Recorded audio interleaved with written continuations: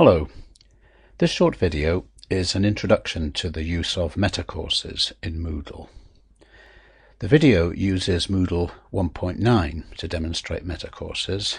If you're using Moodle 2, the overall principle of how Metacourses work is similar, but the detail in terms of what you actually do is a little different. Now, a metacourse is a very useful tool to use whenever you need to make lots of stuff available on Moodle to a particular group of users. It's one of the best ways, I think, of avoiding having a huge amount of material in a single course area, which necessitates a lot of scrolling and makes navigation rather awkward for the user. A metacourse automatically takes its enrolments from a regular Moodle course, which is referred to as a child course.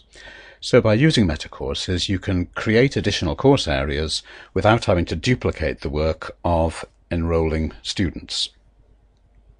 Metacourses can be used for lots of different purposes, but there are, broadly speaking, two different ways that you can use metacourses, and I'll illustrate this now. The first way is to have one metacourse and several child courses, one metacourse linked to several child courses. And an example of this could be if you were offering courses in several different foreign languages, but wanted all your language students to access a course area called something like How to Learn a Language Successfully. So in the example you can see here, you would create a metacourse called How to Learn a Language Successfully, and you'd make each of the particular language courses, I've just put three here, Spanish, Mandarin and French, each of these would be a child course of the metacourse, which is How to Learn Languages Successfully. So you can use a metacourse in a similar way whenever you want to make any generic material available to users who are enrolled in several different courses. So this is the first way to use a metacourse, a single metacourse and several child courses. The second way reverses that.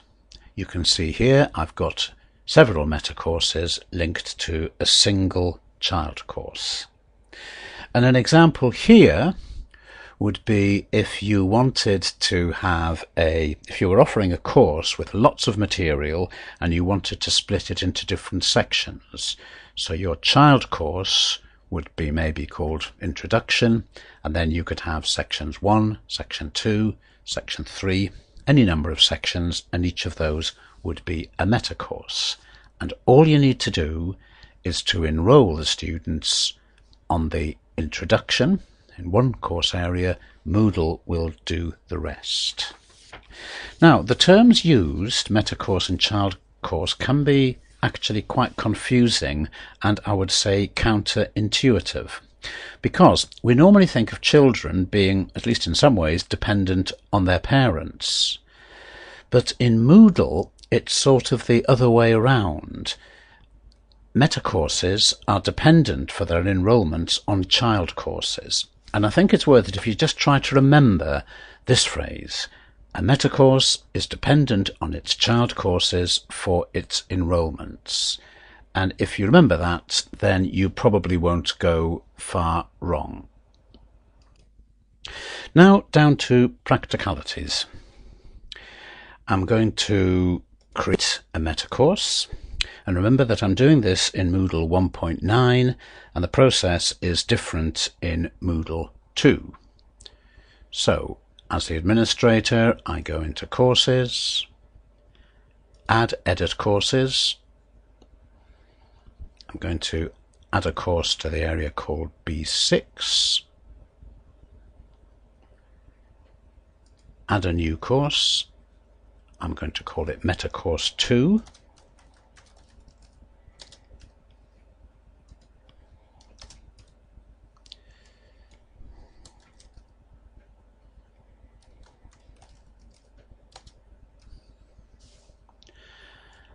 And if I scroll down on the course settings page, There's an option here, is this a meta course? So I say yes to that option. I won't bother making any other changes for now. I'll just create the course. Whoops, I gave it an incorrect name.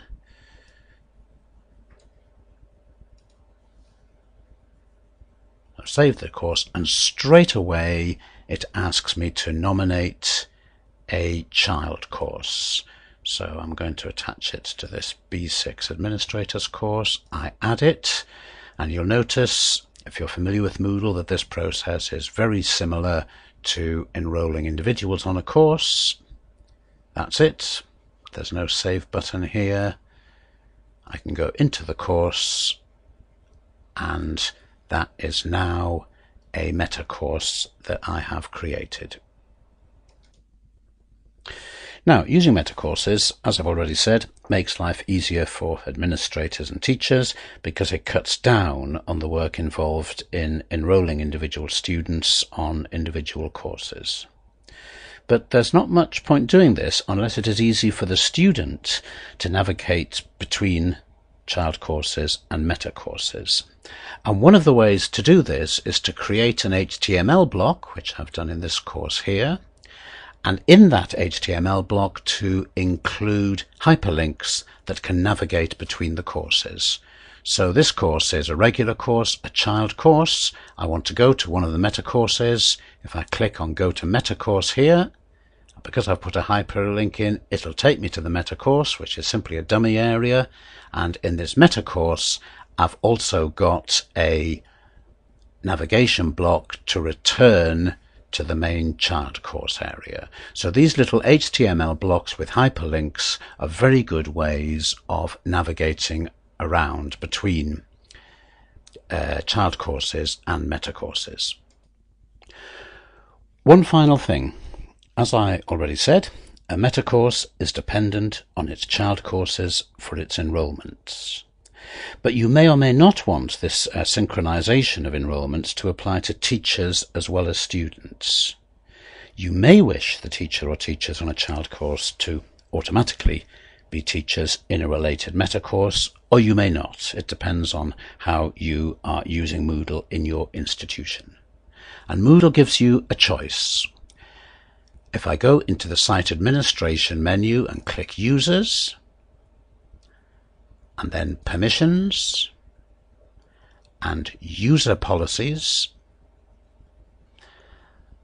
then you can scroll down, and here you have roles that are not synchronized to meta courses. So you can see here I have already got Teacher highlighted. So in other words, the teacher role will not automatically be synchronized, but I could, if I wish, remove that highlighting, and then the teachers would also be synchronized. So the final thing before I finish is just to remind you of the mantra. A meta course is dependent on its child courses for its enrolments. Bye for now.